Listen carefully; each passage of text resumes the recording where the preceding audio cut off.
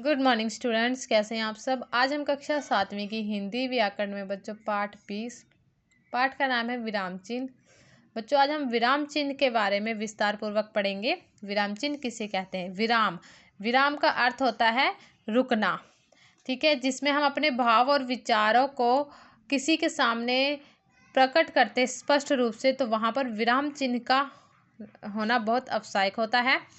तो जो विराम चिन्ह की परिभाषा वो हम लिखेंगे, भावों और विचारों को स्पष्ट करने के लिए लिखते समय वाक्य के बीच में या अंत में जिन चिन्हों का प्रयोग किया जाता है उन्हें विराम चिन्ह कहते हैं। तो यहाँ पे बताया गया बच्चों, जो भाव और विचारों को हम अपने सामने वाले व्यक्ति को स्पष्ट करते हैं या लिखते समय स्पष्ट करते हैं उन वाक्यों को, तो उनके बीच में और अंत में जिन चिन्हों का प्रयोग होता है उन्हें हम विराम चिन्ह कहते हैं। विराम चिन्ह के बच्चों कई प्रकार हैं। पहला है पूर्ण विराम, दूसरा है प्रश्नसूचक, तीसरा है निर्देशक, चौथा है हंसपद, पांचवा है अर्धविराम, छठवां है विषम्य सूचक, सातवां है विर्ण चिन्ह, आठवां है अल्प विराम, नौवां है योजक, 10वां है उद्धरण चिन्ह।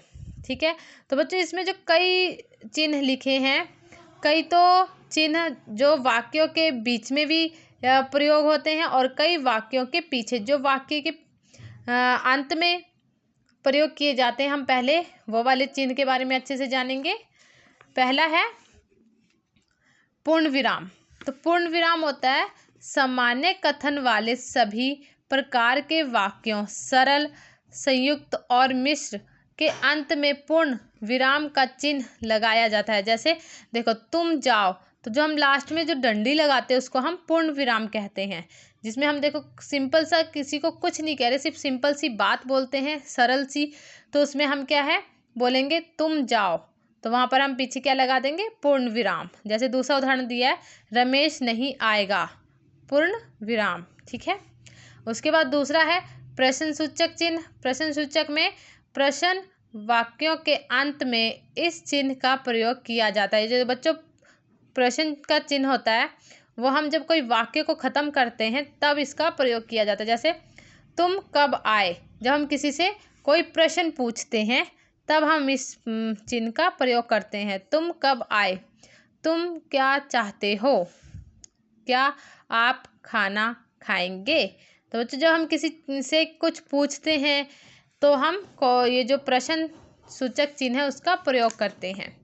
उसके बाद तीसरा है विषम्य सूचक चिन्ह। विषम्य सूचक में बच्चों एक डंडी है और उसके नीचे बिंदी है, उसे हम क्या कहते हैं, विषम्य सूचक चिन्ह, जिसमें हम आश्चर्य, हर्ष, घृणा, शौक, इन सभी चीज़ों को अपने भावों को, इन सब चीज़ में हम अपने भावों को व्यक्त करने वाले वाक्यों के अंत में इसका प्रयोग किया जाता है। यदि विषम्य सूचक शब्द के बाद इसे लगा दिया जाता है तो वाक्य के अंत में पूर्ण विराम या प्रश्न सूचक चिन्ह लगाया जाता है। जैसे देखो, पहला उदाहरण दिया, अरे सोहन, यहाँ पर हम हैरान होते हैं जब, है ना, यहाँ पे हम हैरान, अरे सोहन, तो यहाँ पर क्या आ जाएगा, विषम्य सूचक। ठीक है, उसके बाद तुम यहाँ क्या हो गया, एक सरल सी बात होगी।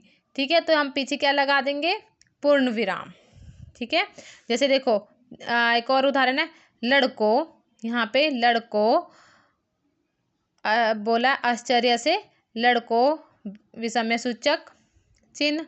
फिर बोला गया अभी तक खेल रहे हो, तो यहाँ पर क्या आ गया, अभी तक खेल रहे हो, क्या आ जाएगा यहाँ पर, प्रश्न सूचक चिन्ह। ठीक है, प्रश्न सूचक चिन्ह आ गया। ऐसी आगे दिए गए हैं वाक्य के बीच में प्रयुक्त होने वाले विराम चिन्ह। जो वाक्य जब हम लिखते हैं उनके बीचों बीच जो वाक्यों का प्रयोग होता है उनके बारे में पढ़ेंगे। पहला है अल्प विराम, सॉरी बच्चों, क्या है, अल्प विराम, जहाँ पे हम कम ठहरने वाले, यानी जब हम कम सिर्फ कुछ सेकंड के लिए ठहरते हैं उनको क्या बोलते हैं, हम अल्प विराम। जैसे देखो, इसका प्रयोग एक ही प्रकार के कई शब्दों का प्रयोग करने पर किया जाता है। इस मतलब ये जो अल्प विराम है इसका हम कई शब्दों में प्रयोग करते हैं, जैसे दिल्ली, अब थोड़ा सा रुक के, मुंबई, कोलकाता और चेन्नई भारत के प्रमुख शहर हैं। ठीक है, उसके बाद है अर्धविराम। अर्धविराम अर्धविराम का मतलब वाक्य में जहाँ अल्प विराम से अधिक या पूर्ण विराम से कम ठहरना पड़े वहाँ अर्धविराम का प्रयोग होता है। जैसे काम करते रहना ही जीवन है, यहाँ पे अर्धविराम। आलस्य तो रोग है। ठीक है, जैसे दूसरा उदाहरण दिया, गांधी जी नहीं रहे, यहाँ पे अर्धविराम। वे तो अमर हो गए हैं, यहाँ पे लगाएंगे हम पूर्ण विराम। ठीक है, उसके बाद है निर्देशक। निर्देशक में हम किसी कथन से पहले, उदाहरण देने से पहले इस चिन्ह का प्रयोग किया जाता है। चिन्ह का प्रयोग किया जाता है।